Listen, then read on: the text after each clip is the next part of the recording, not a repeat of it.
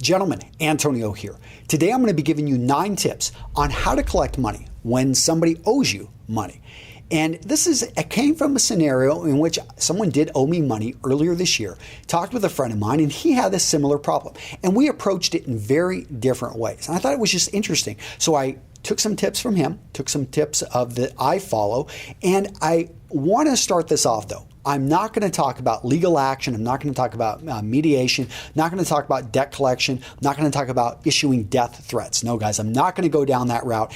And this may not work if someone owes you a large amount of money. I'm talking more just practical tips for collecting when somebody owes you a legitimate sum and you want to see it paid off and you're not just going to write this off. Sound good?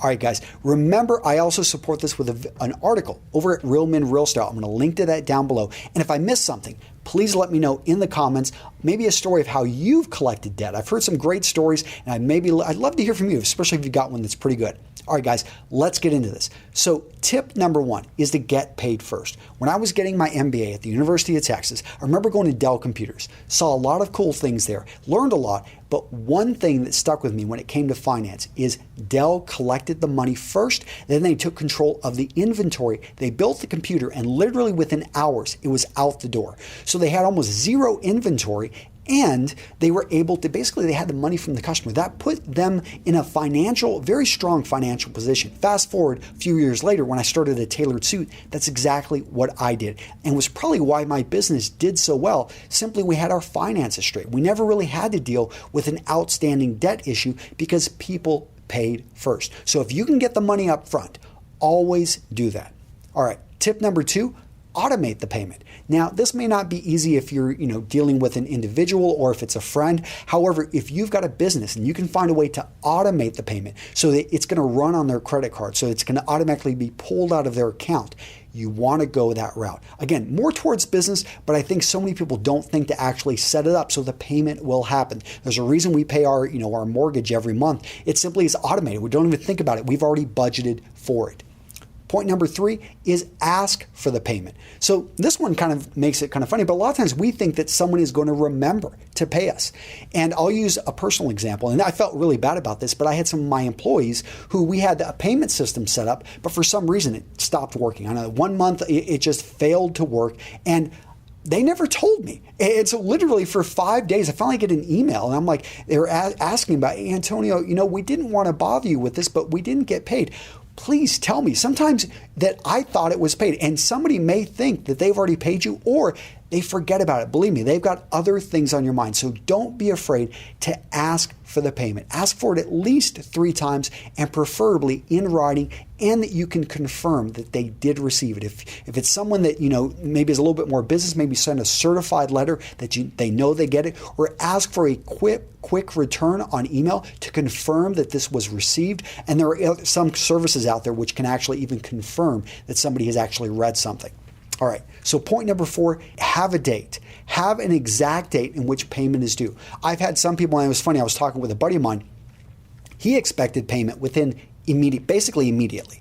And the company, they were used to paying people 60 days out, 90 days out. And that's pretty common actually in the business world for big corporations. For smaller companies and for individuals, we're used to getting paid very quickly. So you want to make sure there's an exact date. That's why it's important when you give an invoice to somebody, or you give a written, hey, you need to pay me, that you have the date in which the payment needs to be received, preferably also how you want to receive that money. So point number 5, get a commitment. A personal commitment, a public commitment. Ideally, public commitment. So if you're with a bunch of buddies and this one owes you a bit of money, it's nice if you can talk to them, and you may joke, you have fun with it. Say, hey, Mike, you stole him that $50. When are you going to get it to me? Oh man, I'll get it to you this weekend. When this weekend? I'll be over. I'll be in your area. I'll stop by. So you make it, and when they say it in front of others, they're making a commitment. They don't want to look bad in front of their friends. If you can only get this via email and via writing, again, you're asking for the date, you're asking them to make a commitment to make you whole. Okay? So point number 6 is seek to understand why they haven't paid you. And it may simply be that the company is low on funds, that person is having a really bad month. And it could have nothing to do with money. It simply could be they had somebody in their family die. They've been focused on a funeral and having to do the arrangements for 2 weeks. They've let everything else slide.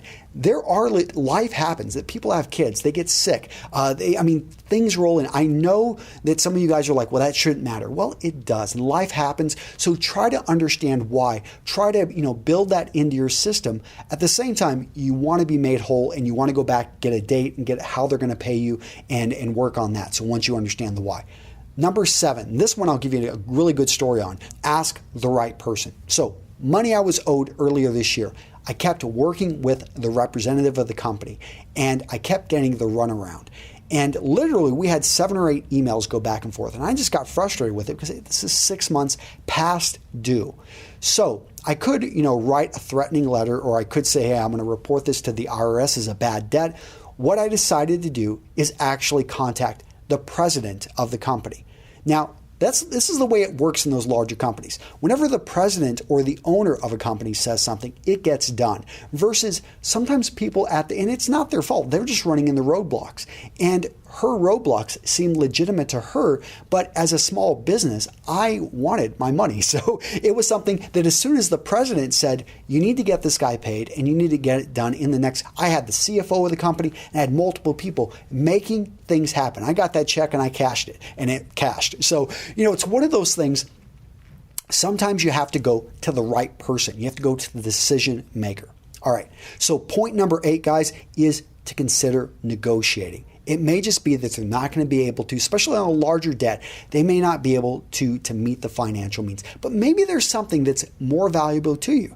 Maybe they can't, give you the money, but maybe they can give you some merchandise. Maybe they can, find a way to make you whole. Maybe they can trade a service. You can find a way to make it so it's a win-win for both parties. And finally, point number 9 is try to set up your business. Try to set it up so that them not paying it is going to be very painful.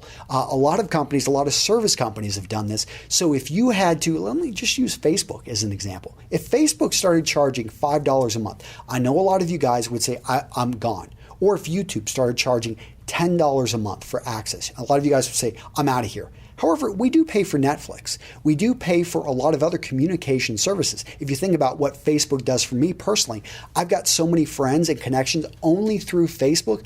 I would at least pay that service. And if they made me pay for a year up front, let's say $100, I would pay it. You know why? Because I would at least want to have it to be able to export my contacts and move on to something else.